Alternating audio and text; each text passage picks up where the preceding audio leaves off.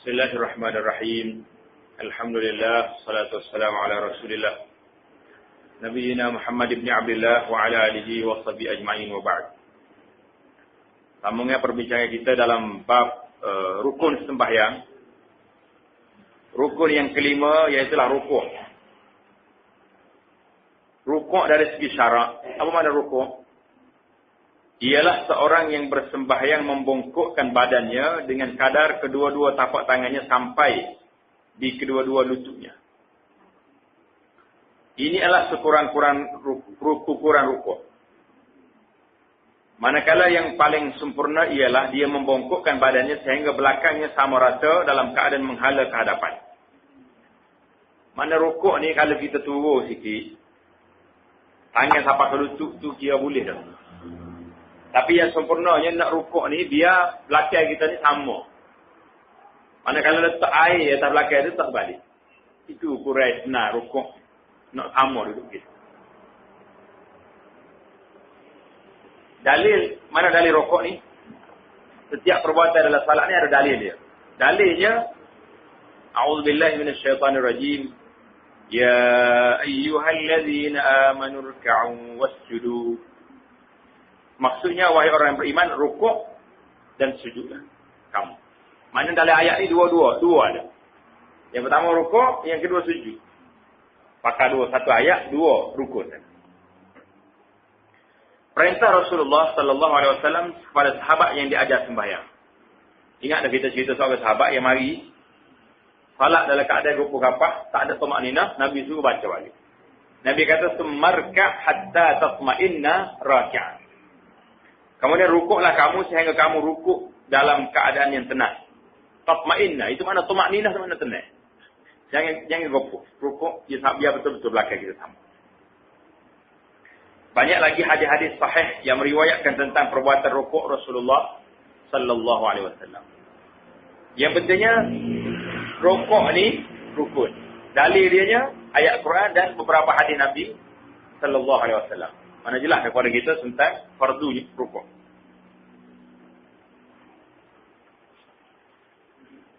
Syarat-syarat rukuk. Jadi macam mana nak sempurna rukuk kita ni, mesti ada syarat dia. Orang yang bersembahyang mestilah memastikan beberapa perkara berikut supaya rukuknya sah.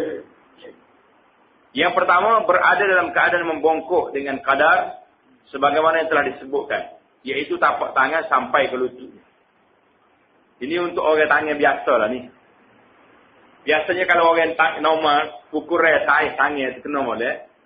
Jadi kalau dia rukuk tu tangan tu di lutut tu, memang sama dia belakang dia. Tapi kalau orang tangan lebih panjang lagi, boleh jadi dia congek naik sikit dah. So sekira tu sekira hak biasa. Hak biasa manusianya gitu keadaan. Al-Imam Al-Bukhari rahimahullahu ta'ala meriwayatkan daripada Abi Humaid As-Sa'idi. Abu Humaid As-Sa'idi kata apa? Berkenaan dengan sifat sembahyang Rasulullah sallallahu alaihi wasallam. Wa idza raka'a amkana yadayhi min rukbatayhi. Rukbatayhi. Apabila baginda sallallahu alaihi wasallam rukuk, baginda menekankan kedua tangannya kepada kedua-dua lutut. Maknanya waktu rukuk nak tangan duduk di lutut. Yang kedua, hendaklah dia tidak berniat ketika membongkokkan tubuhnya itu dengan tujuan yang lain daripada rukuk. Masa apa tunduk ni? Rukuk. Itu. Bukan kerana nak ambil barang, nak ambil apa tidak. Sekiranya dia membongkokkan dan mengelak sesuatu, kemudian dengan membongkok tersebut, membongkokkan dan mengelak sesuatu, dia menjadikannya sebagai rukuk, maka tidak sah rukuknya. Bahkan dia wajib berdiri semula, kemudian membongkok dengan tujuan rukuk. Mana kita tengah duduk diam diri, tiba-tiba lalu benda terbaik. Kita pun tunggu rukuk. Bukan nak niat rukuk lagi sana itu. Nak mengelak daripada dia tu mari. Lepas kalau kita rukuk, lepas. Tak boleh. Ini kena bangun semula, tambah. Pasal sana tidak dikira rukuk. Kerana tidak niat rukuk. Benda ni sama dengan cerita kita baru. Abang masuk waktu sembahyang. Ingat tak? Kalau kita tak yakin masuk waktu sembahyang, kita sembahyang. Sah ke tidak? Tak sah. Walaupun dalam waktu. Kerana tak yakin. Rukuk buat dah rukuk tadi. Tapi tak jadi. Pasal tidak niat dan rukuk. Itu dia.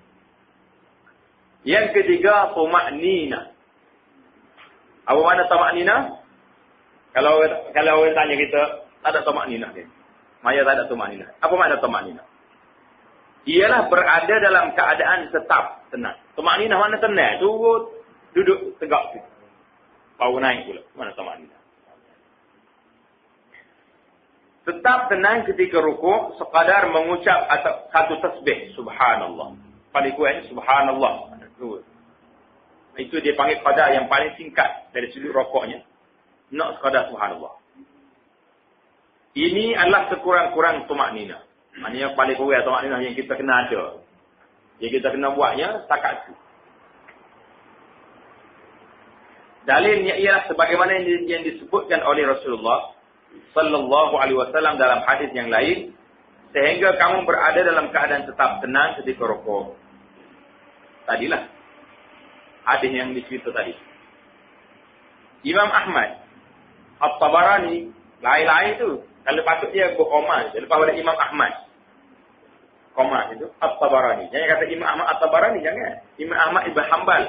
Lain. At-Tabarani ni sahaja ulama lain pula. Dia tak ada koma ni pun satu cerita juga dalam kitab kita. Kalau kita jauhi betul, tak apa. Memang orang beringat dah dia memang tak ada koma, tak ada noktah, tak ada semua. Tapi kita baru macam ni, tiba-tiba tak ada koma, mungkin orang salah baca. Ahmad At-Tabarani nama dia.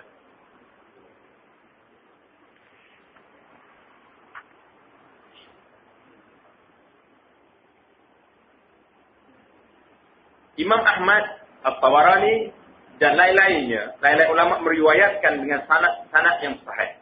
Kalau sebut sanad yang sahih, maknanya hadis ini jalan mari daripada Nabi itu siapa oleh sahih. Itu maksud kalau itu ada sahih. Bahawa Nabi sallallahu alaihi wasallam telah bersabda, "Aswa'un nas sariqatan alladhi yasriqu min salatihi." Qalu ya Rasulullah, wa kaifa yasriqu min salatihi? Qala la yutimmu ruku'aha wa la sujudaha. Ini nama dia orang pencuri nama dia. Maksudnya, seburuk-buruk manusia yang tidak baik ialah pencuri. Curi apa ni? Curi pok kita. Itu pun masuk dah tu.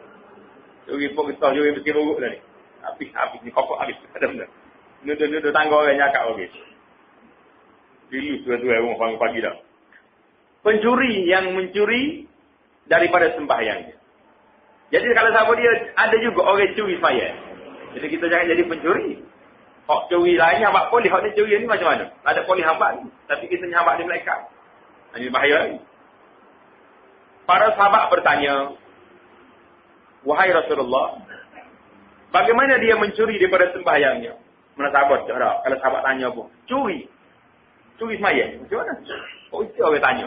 Bagaimana mencuri sembahyang ya Rasulullah? Dia tanya. Kita kalau tak ayat, kita tak tahu juga ni. Bagaimana dia mencuri daripada sembahyangnya? Sabda Rasulullah sallallahu alaihi wasallam, dia tidak menyempurnakan rukuk dan sujudnya. Itu mana orang curi. Pencuri dalam sembahyang ni, apa dia? Tak sempurna rukuk, tak sempurna sujud. Dia panggil curi. Supaya orang perempuan kita duduk jahit kain. Dia panggil curi ke tak? Curi sikit dia tu. Curi tak apa. Halal nak curi tu. Jadi kalau tanya curi mana orang halal? Curi dalam ukuran hok gusti kain ni, tidak panggil curi ke? Kalau buat sudut berapa rumah dia lah curi sikit. Curi itu tak apa. Tapi curi dalam sembahyang ni bukan. Nabi kata aswa'un nas. Seburuk-buruk manusia yang tidak baik. Pasal apa tak baik? Pasal sembahyang tak sempurna. Manusia ni akan jadi baik, jauh sempurna bila solat dia betul. Kenal dah kita, pencuri yang jadi pencuri kita. Al-Imam Al-Bukhari rahimahullah ta'ala meriwayatkan daripada Hudzaifah Ibn Yaman radhiyallahu ta'ala anhu, dia melihat seorang lelaki tidak menyempurnakan rukuk dan sujud. Lalu dia berkata, kamu sebenarnya tidak sembahyang. Dia kata, mu tak sembahyang. Kalau kamu mati dalam keadaan tak sempurna sujud, tak sempurna rukuk, ini kata pencuri yang tidak baik ni.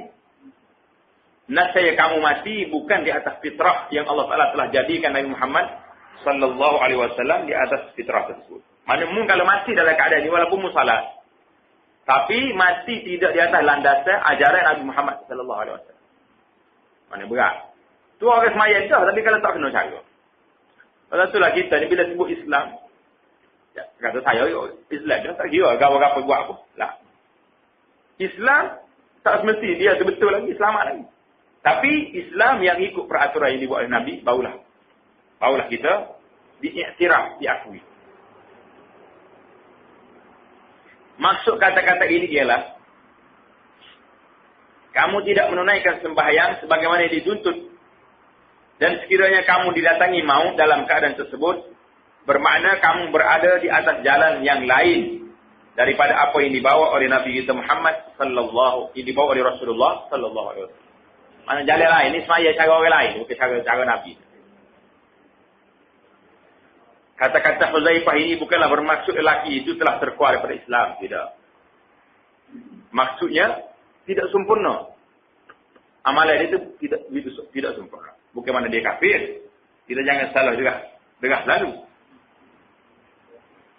Jadi orang kita ni kadang-kadang dia mudah nak degah. Bila ada benda yang cakap pada dia, kafir. Hati-hati baik. Kalau dia suka main kafir, dia akan balik. Meleting balik. Akhir sekali kafir dia cabah atas kepala dia.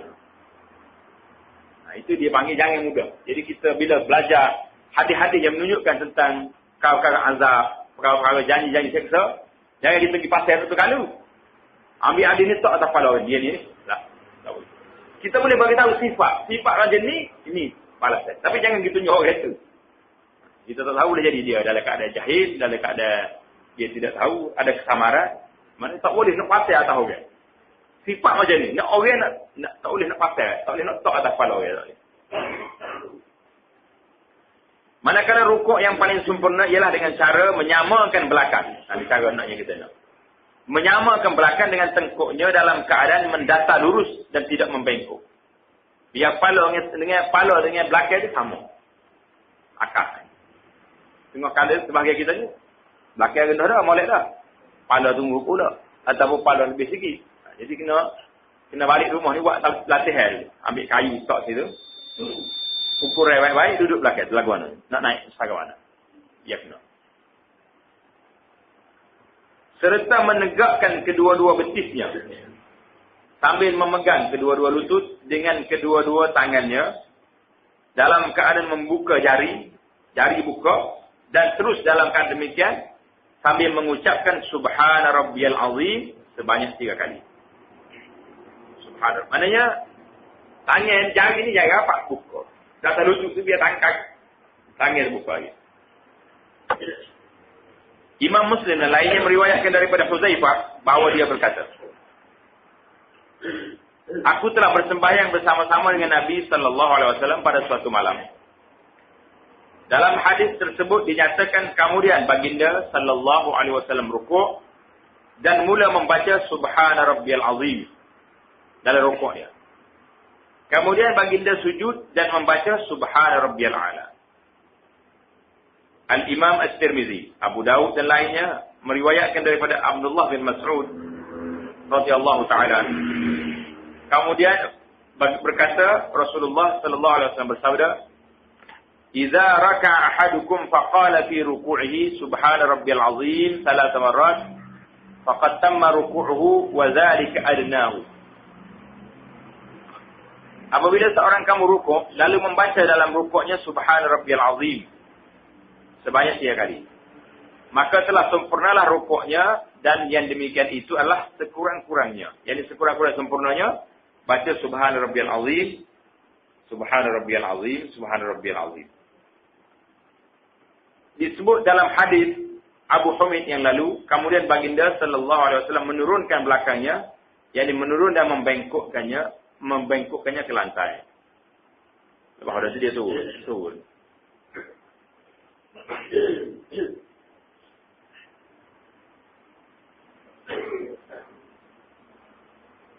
Boleh jadi orang kita tertanya-tanya, mana bacaan yang kita baca? Subhana Rabbiyal Azim wa bihamdi.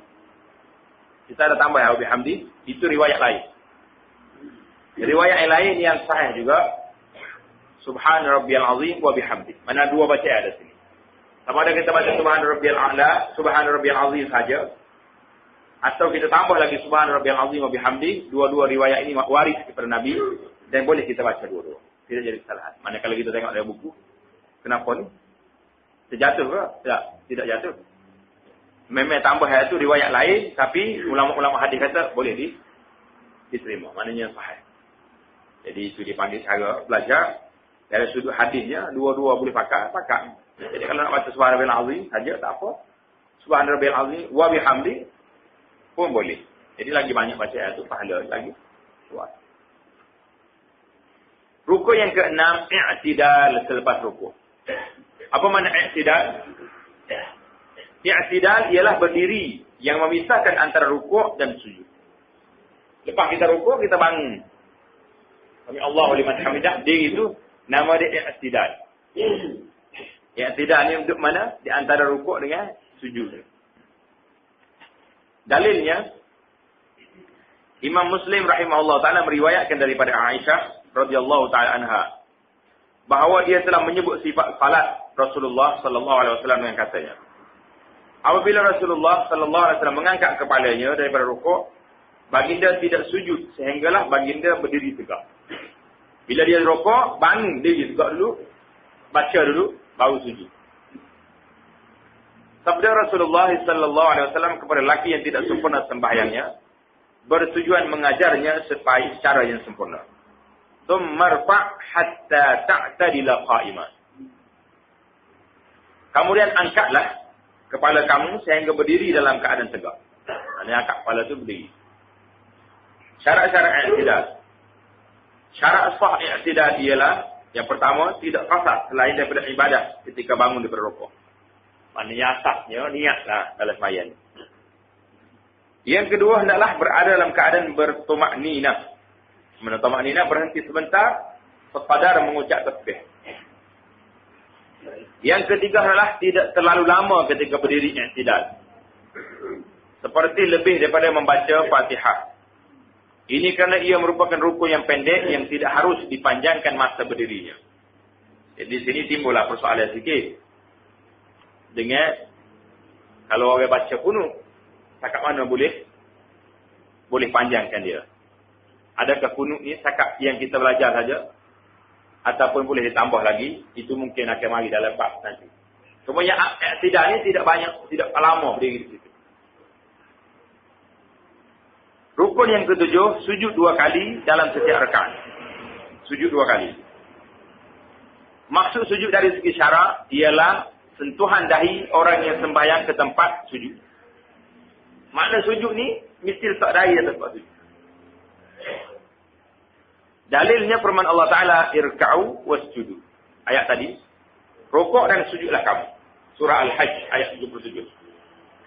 Sabda Rasulullah sallallahu alaihi wasallam kepada lelaki yang tidak sempurna salatnya dengan tujuan mengajarnya cara sembahyang yang sempurna, tsummasjud hatta tatma'inna sajida, tsummarfa' hatta tatma'inna jalisa, tsummasjud hatta tatma'inna sajida. Kemudian sujudlah sehingga kamu sujud dalam keadaan bertumakninah. Kemudian angkat kepala kamu sehingga kamu duduk dalam keadaan bertumakninah. Kemudian sujud hingga kamu sujud dalam keadaan bertumakninah. Mana naknya tumakninah kena ada. Syarat-syarat sah sujud. Bagaimana syarat sah sujud ni? Yang pertama, terbuka dahi. Tidak berlapis dan tidak tertutup. Ketika meletakkannya ke tempat sujud. Mana dahi ni tak terbuka. Tak boleh lapis dengan spiok atau tak boleh lapis dengan kain serba ke sebagainya. Ini asas dalam mazhab Syafi'i yang begitu. Cuma dalam mazhab lain, ada lagi perbahasan dia. Kalau kita tengok, Arab umpamanya dia sujud atas kain serba dia. Apakah kita nak kata batal? Karena ada hadis dalam riwayat Bukhari. Sahabat-sahabat radhiyallahu ta'ala anhu bila dia panas, dia tarik kain dia tu, dia stop. Depan dia sujud atas kain. Sedangkan kain tu kain dia pakai. Jadi adalah perbahasan ulama dalam masalah begini. Yang kita tidak payah persempit lah. Kalau kita belajar macam ni, kita buatlah hak kita. Tapi kalau kita tengok orang lain, umpamanya kalau pergi di Mekah lah, Mekah dia. Jadi tak duduk klik buat di pasar gitu, apa di hotel gitu, arah maya tak betul lah kamu dah. Dia ada sandaran-sandaran dia yang boleh dia pakai. Jadi kita pergi lah, kita belajar, begitu ya lah. Ya, kita lain sama batu tu. Batu tu dia sujud tanah Husain. Cucu Nabi yang mati di syahid di Karbala. Ambil tanah tu lah sujudnya. Itu dia panggil pokok Syiah. Yang kedua sujud adalah berlaku di atas 7 anggota. Sebagaimana telah dihitung oleh Nabi sallallahu alaihi wasallam dalam sabdanya, "Umirtu an asjuda ala sab'ati a'zum, 'ala al-jabhati wa asyara bi yadihi 'ala anfihi wal yadayn wal rukbataini wa atrafil qadamain." Maksudnya, aku diperintahkan supaya sujud di atas 7 tulang, 7 anggota. Mana nak sujud ni mesti di atas 7 anggota. Kalau orang hak sempurna. Yang pertama di atas dahi. Di atas dahi. Sampai atas dahi itu Nabi kita sallallahu alaihi wasallam tunjuk, mengisyaratkan dengan tangannya ke arah hidungnya. Maknanya 2 tempat dia kena letak atas tanah. Dahi dengan hidung. Orang lain nak berapak lagu mana? Nak berawak mulut atas dahi, hidung kena kepek habis. Mana 2 ni memang boleh duduk. Dahi dengan hidung tu memang boleh letak atas tanah, boleh letak. Orang lain tak boleh nak letak. Kalau letak dagu, terakak ni pun tak. Itu dia panggil cara dianya. Allah Ta'ala, Nabi sallallahu alaihi wasallam ajar kepada kita benda yang kita boleh buat. Kedua-dua tangan. Berapa dah tu? 3. Kedua-dua lutut. Berapa? 5. Dan hujung jari kedua-dua kaki. Naknya hujung jari kita ni. Jari kaki ni biar lipat gini. Jangan dia duduk balik gini. Atraf al-qadamain mana biar tetap gitu. Dia jari kita duduk sini. Asal letak gitu. Waktu sujud. 7 anggota. Jumpa dah tu tak? Mana muka kita ni dahi. 2 tangan. 2 lutut. 2 tapak kaki. Walau bagaimanapun anggota yang lain daripada dahi tidak wajib berada dalam keadaan terbuka, tidak berlapis, tidak tertutup. Hal lain tak apa tutup. Yang kena terbuka ni mana? Dahi ya. Yang lain tak apa, pakai sarung tangan pun boleh, pakai stocking pun tak ada masalah. Lutut kita ni pun duduk dalam kain dia dalam seluar, boleh. Tak payah duduk selok dah buka sini nak. Yang pentingnya anggota ni sujud atas. Mana dia pasal dia cerita tadi, muka tu kena buka. Jadi, muka saja yang buka, yang lain tak apa. Yang ketiga, hendaklah terangkat bahagian paling bawah, punggung, melebihi bahagian yang paling atas, kepala. Maknanya punggung kena tinggi daripada kepala. Sekadar yang termampu kerana mengikut perbuatan Rasulullah sallallahu alaihi wasallam. Nabi kita buat macam tu.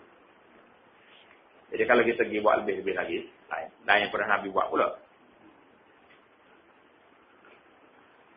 Yang keempat, hendaklah tidak sujud di atas pakaian yang bersambung dengannya, yang mana pakaian tersebut akan bergerak dengan pergerakannya.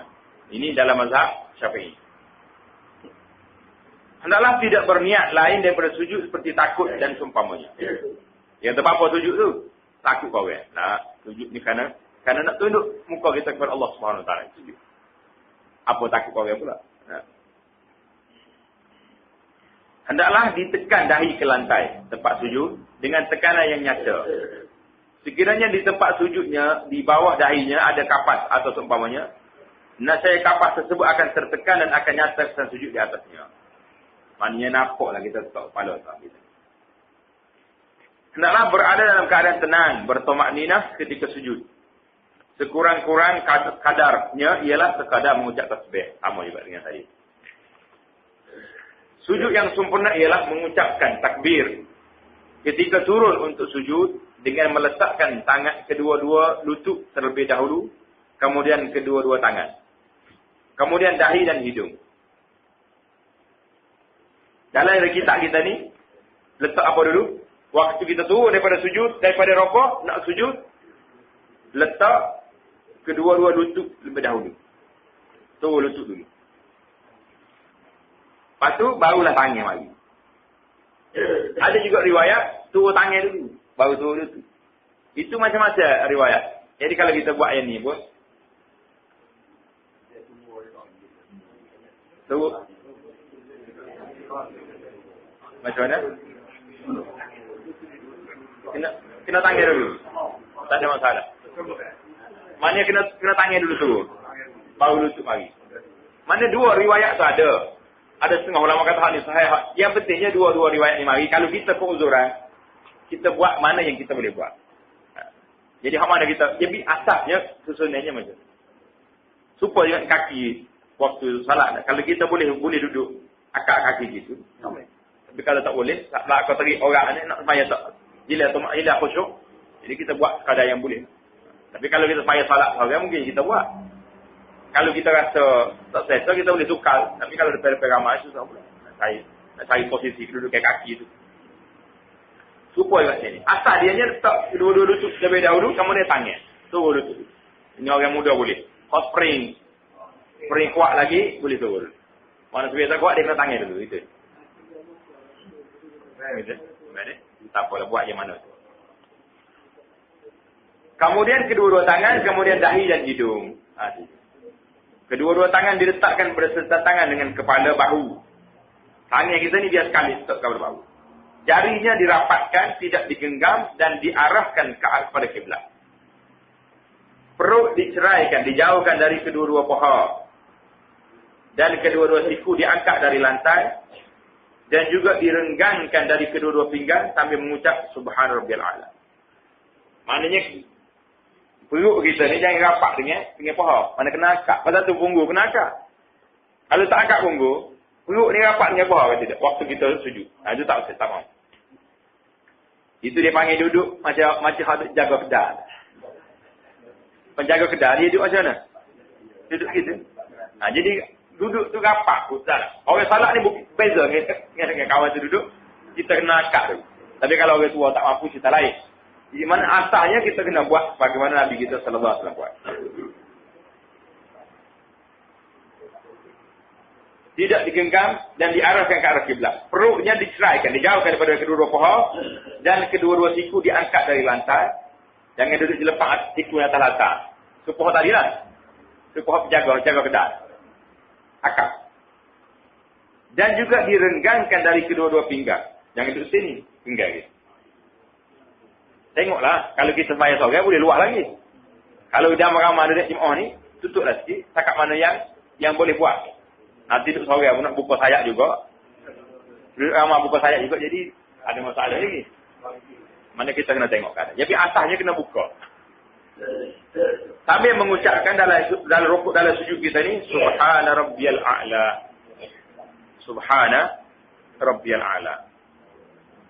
Sama juga bacaan ni ada riwayat yang kedua, Subhana Rabbiyal A'la wa bihamdi. Jadi tambah wa bihamdi boleh di apa? Al-Imam Al-Bukhari dan Muslim meriwayatkan daripada hadis Abu Hurairah berkenaan dengan sifat salat Nabi sallallahu alaihi wasallam. Kemudian baginda sallallahu alaihi wasallam berkata Allahu Akbar ketika turun menuju tempat sujud. Pada waktu Nabi gitu Allahu Akbar. Nak daripada rukuk, tidak nak turun ke sujud, dia bertakbir Allahu Akbar. Imam Muslim meriwayatkan daripada Al-Bara. Imam Muslim meriwayatkan daripada Al-Bara. Al-Bara sini dia tu sekali Al-Bara, bukan Al-Bara dah. Sana saja. Dalam kitab kita dua kali Al-Bara daripada Al-Bara bin Azib.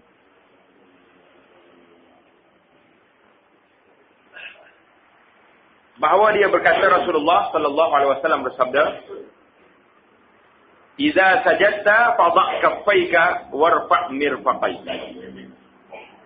Apabila kamu sujud, maka letakkan kedua tapak tangan kamu dan angkatkan kedua siku kamu. Itu arahan Nabi sallallahu alaihi wasallam. Bila kamu sujud, angkat kedua tangan dan letakkan dua tapak tangan kamu dan angkatkan kedua siku kamu. Kena angkat. Al-Imam Al-Bukhari rahimahullahu ta'ala dan Muslim meriwayatkan daripada Abdullah bin Malik bin Buhainah. Abdullah bin Malik bin Buhainah, Nabi sallallahu alaihi wasallam apabila bersembahyang, Baginda membuka di antara kedua tangannya sehingga kelihatan putih pada kedua-dua ketiak baginda. Dia buka tangan ni sampai nampak putih dia. Macam mana boleh nampak? Lah, dia kena tutup bau. Biasa orang Arab ni, dia pakai kain. Dia panggil rida. Satu dia panggil izar, kain di bawah. Macam kita pakai ihram. Pakai ihram, lalu itulah dia pakai. Satu bawah, satu selah lagi, atas. Rida dia panggil. Jadi kalau rida ni, kalau kita duduk, mesti nampak bawah. Itu tempat satu nampak. Jangan pula kata tak pakai baju, Nabi lah. Dia larang, Nabi kita larang. Daripada semaya, terbuka, terdedah bau. Kalau tu. Kalau orang pakai ihram sekalipun, waktu nak semaya, kena tutup bau tu. Tutup balik kain. Orang kita ni tak kira, dia pakai ihram. Duduk di Kuala Lumpur, Kelana Jaya, ni pakai kan. Buka dia bau tu. Tak lagi. Bau ni dibuka bila waktu nak tawaf nanti, bau buka. Buka terus. Daripada Madinah, daripada Kuala Lumpur lagi tak lagi. Mana Nabi SAW hadis Ibn Buhainah ni nampak ketiak dia. Mana dia buka. Mengikut hadis yang diriwayatkan oleh Abu Dawud dan At-Tirmizi daripada Abi Humid As-Sa'idi.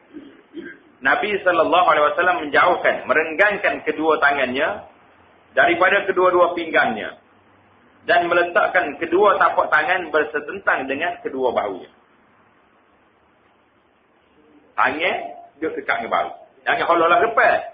Muka di sini, mana tangan tu ada bahu. Nampak dah? Kena test lepas ni tengok. Abu Jauh juga meriwayatkan daripada Abi Humid berkenaan dengan sifat salat Rasulullah sallallahu alaihi wasallam katanya, apabila baginda sallallahu alaihi wasallam sujud, baginda membuka antara kedua pahanya tanpa menekan perut ke atas kedua-dua pahanya. Maknanya buka paha, perut pun tak rapat ke paha, kena angkat. Ini semua dalil-dalil perbuatan Nabi sallallahu alaihi wasallam dalam salat dia. Jadi macam mana kita nak laksanakan hadis? Kamu salat sebagai Nabi kita salat. Inilah cara dia. Cara dia nya kita tengok sahabat-sahabat bagi tahu bagaimana dia tengok Nabi salat. Kita tak tengok dah. Kecuali ada sebahagian masyarakat yang dakwa dia tengok Nabi dalam mimpi dia. Tak tahu betul ke tidak. Nah, kalau di mimpi ni siapa dia boleh bagi tahu. Kita boleh mimpi, boleh cakap. Tapi betul ke tidak, wallahu a'lam. Ini masalah.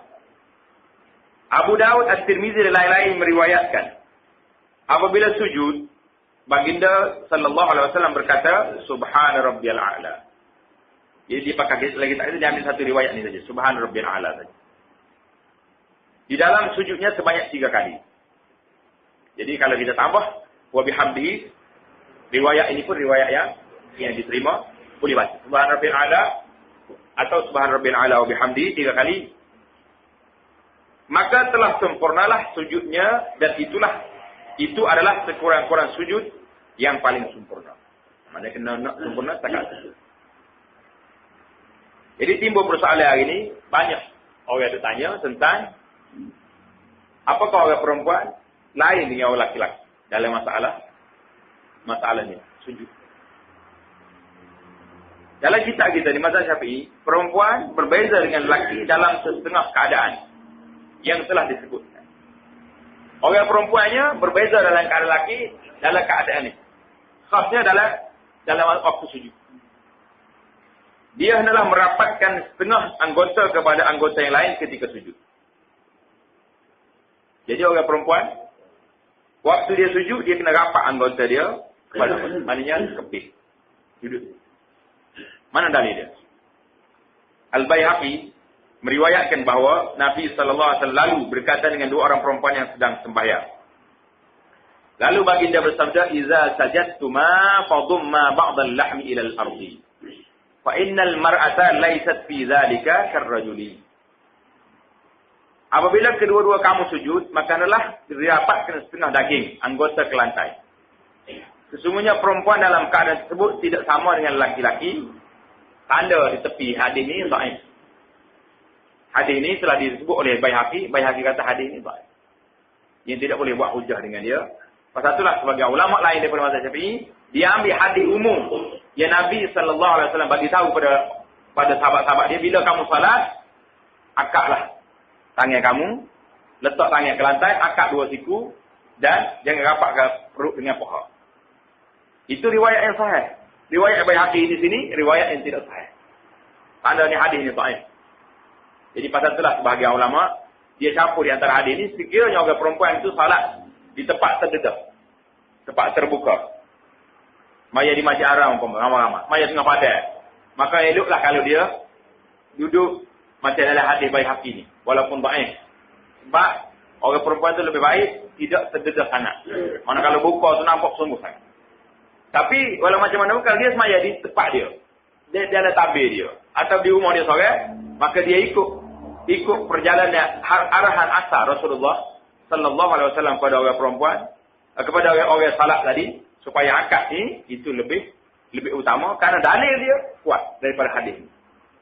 Jadi timbul persoalan sini, ada sebuah kitab yang ditulis oleh ustaz Tok Guru apa? Dia kumpul hadis-hadis tentang perbezaan laki-laki dengan perempuan dalam ibadat. Satu tesis dia tulis, tesis dia buat PhD. Beberapa perkara hukum yang berbeza di antara laki-laki dengan perempuan dalam ibadat. Termasuklah hukum ni.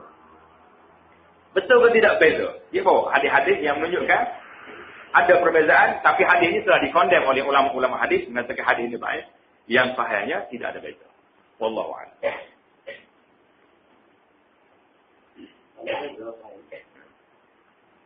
Yang ke-8, duduk antara dua sujud. Ia wajib pada setiap rakaat. Duduk antara dua sujud, ini wajib pada setiap rakaat sembahyang. Dalilnya sabda Rasulullah sallallahu alaihi wasallam dalam hadis yang telah disebut sebelum ini. Kemudian angkatlah kepala kamu sehingga kamu duduk dengan tenang, bertomakninah. Jadi Nabi kita harap supaya Nabi duduk di antara dua sujud, tenang, tomakninah, baca dia akan sebut dalam sunat nanti. Kemudian baru sujud yang kedua. Lihat dalil sujud, sama ialah. Syarat-syarat sah. Yang pertama adalah berniat melakukan ibadat ketika duduk dan bukan kerana selainnya seperti takut dan sebagainya. Ini sama yang tadi juga. Yang kedua, tidak duduk dalam tempoh yang terlalu lama, melebihi daripada masa sekurang-kurang tasyahud. Maknanya dia duduk antara sujud ni dia panggil rukuk yang pendek. Kita penting nak tahu rukuk pendek dengan rukuk panjang ni, kita penting. Pasal apa? Dalam bab masbuk muafiq nanti. Bab orang tinggal mayat, dia kata dimaafkan terlewat 3 rukuk yang panjang. Akan mari nanti. Orang ini dimaafkan terlewat takat 3 rukuk yang panjang. Mana 3 rukuk yang panjang? Tak termasuk ni. Ni rukuk pendek. Pasal tu dia kata jangan terlalu lama. Supaya juga dengan tidak tadi. Itu dipanggil rukuk. 3 rukuk yang panjang tu tak masuk dalam nanti. Kena ingat. Istilah tu nanti. Dalam bab masbuk muafiq. Bila kita masuk apa-apa dia nanti. InsyaAllah. Tidak duduk dalam tempoh yang terlalu lama, jadi kita kena tanda. Ni rukun tidak panjang, rukun pendek. Melebihi daripada masa sekurang-kurang tasyahud.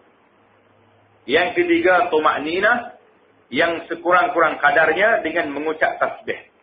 Jadi kita tahulah tumakninah ni paling kurangnya mengucap tasbih. Subhanallah.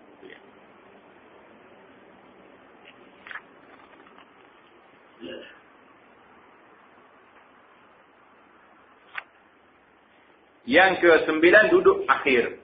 Ketika membaca tahiyat akhir. Itu rukun. Mungkin orang kita cari mana pula tahiyat awal.